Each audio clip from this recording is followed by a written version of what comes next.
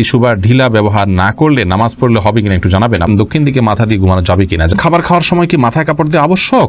ফরজ গোসল কারণবশত বিলম্বে করলে কোনো গুনাহ হবে কিনা? 4 রাকাত বিশিষ্ট নামাজের প্রথম বৈঠকে তাশাহুদের পর দুরূদ পড়ে ফেললে করণীয় কি?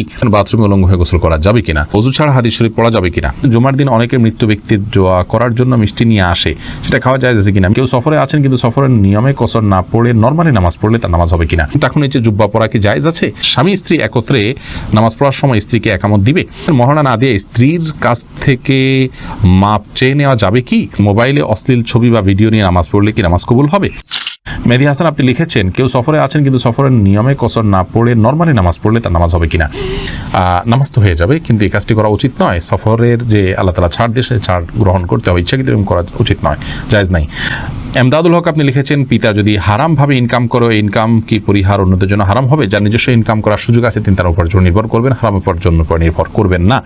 যদি অন্য কোনো উপার্জন না থাকে তাহলে সেক্ষেত্রে বিকল্প হিসাবে ছোট শিশু আছে, নিরুপায় আছে, আপনি আপনার জন্য এটা জায়েজ হবে।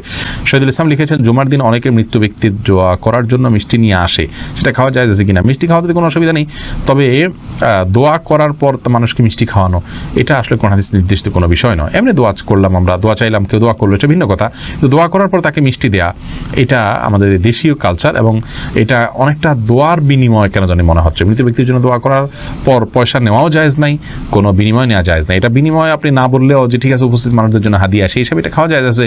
যে কেউ দোয়া করুক বা না করে মসজিদে যারা আছে সবাইকে খাবার দিলাম, সবাইকে একটু মিষ্টি খাওয়ালাম যাতে মৃত ব্যক্তির সওয়াব পায়, সেই উদ্দেশ্যে তিনি করলে এটা গুনাহ হবে না সন্দেহাতীতভাবে। সেই জন্য বললাম এটা খাওয়া জায়েজ আছে, বাট দোয়া করেছেন তার জন্য মিষ্টি এরকম যেন না হয়। বিষয়টা, এই কালচারটা একটা পরিবর্তন আমাদের আসা উচিত আসলে। বেলাল হোসেন জানতে চেয়েছেন, 4 রাকাত বিশিষ্ট নামাজের প্রথম বৈঠকে তাশাহুদের পর দুরূদ পড়ে ফেললে করণীয় কি? হানাফি মাযহাব অনুযায়ী আল্লাহুম্মা সাল্লি আলা মুহাম্মাদ এই পর্যন্ত পড়ে ফেললে আপনি সিজদা সাউ দিবেন। অন্যান্য অনেক উলামা ইকরাম অবশ্য বলেন যে না, এই কারণে সিজদা সাউ দিতে হবে না। বিশেষ করে আরবি স্কলাররা বলেন যে না, এই জন্য সিজদা সাউ দিতে হবে না। সৌদি আরব উলামা ইকরাম সহ অনেকেই বলেন। সাইফুল আপনি লিখেছেন, টাকুর নিচে জুব্বা পরা কি জায়েজ আছে? টাকুর নিচে জুব্বা পরা জায়েজ নয়। আপনারা অনেক সৌদিয়ানদেরকে দেখেন, তারা টাকুর নিচে জুব্বা পরে, মাথা টুপি পরে, আবার উপরে একটা আপনাদের শেখরা যেরকম রুমাল পরে ওটা রুমালও পরে। তো এটা দেখে আপনারা হয়তো মনে করেন যে এই জুব্বা পরা বোধহয় জায়েজ আছে। না ভাই, মা আসফার মিনাল কাবাইনি মিনাল ইজারি ফিন্নার, নবী ইসলামের কোনো হাদিস আছে মা আসফার মিনাল কাবাইনি ফিন্নার, উপর দিক থেকে যে সমস্ত পোশাকগুলো যায়, সেটা লুঙ্গি হোক, জুব্বা হোক, এমনকি পায়জামাও যদি হয়, সেটা যেগুলো উপরে পড়ার সেগুলো যদি টাকনু নিচে যায় সেটা হারাম হবে। আর যেগুলো থাকেই টাকনু থেকে নিচের অংশ, যেমন মোজা, সেটা জায়েজ হবে। বা মোজার সাথে যদি আপনার পাজামা বা প্যান্ট ওরকম অ্যাটাচ থাকে, ওরকম অনেকে ডিউটি পোশাক হিসাবে থাকে, সেগুলো থাকলে সেটা জায়েজ হবে। মোহাম্মদ ইসলাম রুবেল আপনি প্রশ্ন করছেন, বাথরুমে উলঙ্গ হয়ে গোসল করা যাবে কিনা? ভাই রুবেল, বাথরুমে উলঙ্গ হয়ে যদি কেউ গোসল করেন তাহলে তাতে কোনো বড় গুনাহ বা কবিরা গুনাহ হবে না, বড় কোনো পাপ হবে না।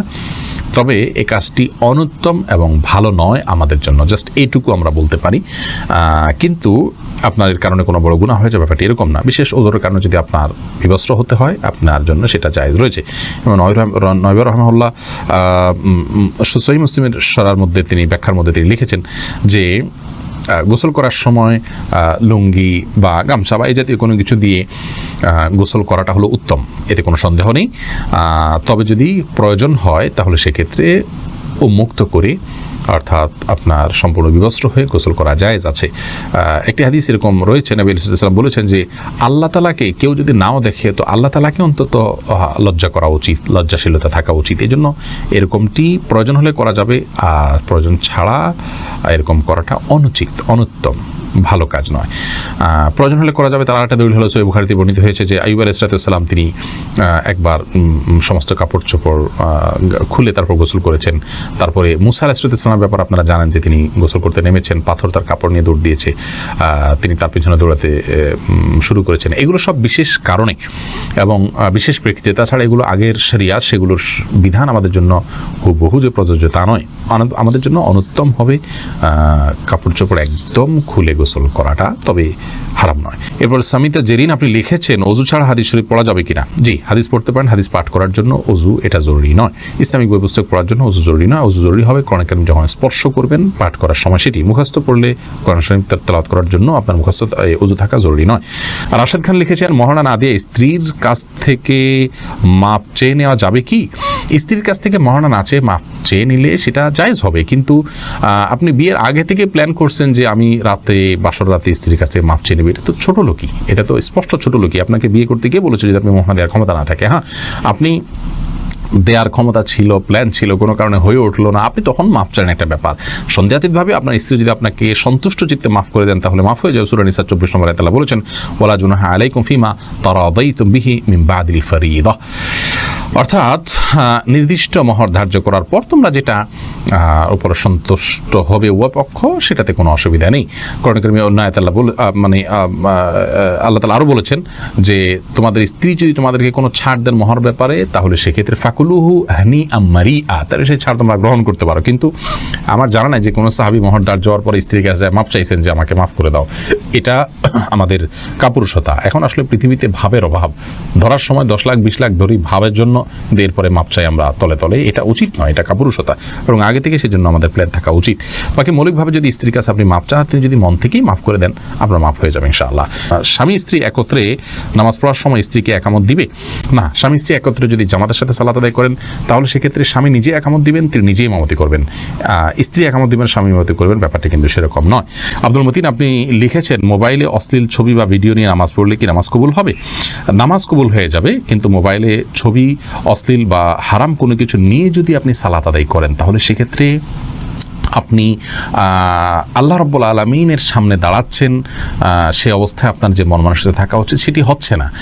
আর এই অশ্লীল কোনো কিছু আপনার মোবাইলে যদি থাকে, খারাপ কোনো কিছু যদি থাকে, তাহলে সেটা সালাতরত অবস্থায় থাকলে সেটা যেরকম অপরাধ, ঠিক একইভাবে সালাতের বাইরেও সেটা থাকাটা আপনার জন্য অপরাধ। বিধায় এর কারণে সালাতে কোনো প্রকার ব্যাঘাত হবে না। সালাতে যদি আপনি মনোযোগ দিয়ে সালাতের যে অন্যান্য শর্ত আছে সেগুলো আপনি পূরণ করে সালাত আদায় করেন তাহলে সালাত তো হয়ে যাবে, বাট এই হারামটা আলাদা একটা আপনার জন্য ক্ষতিকর, আপনার সালাতের মধ্যে মনোযোগ নষ্ট হতে পারে, সেজন্য মোবাইল থেকে হারাম জিনিস এমনিতে সরিয়ে ফেলা উচিত, তবে সালাতের এইটার কারণে কোনো ক্ষতি হবে না।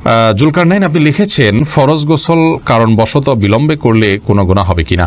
গোসল বিলম্ব করলে কোনো গুনাহ হবে না, তবে ফরজ গোসল যদি আপনি দেরিতে করতে চান পরবর্তী ফরজ নামাজের আগে আগে আপনাকে করে ফেলতে হবে।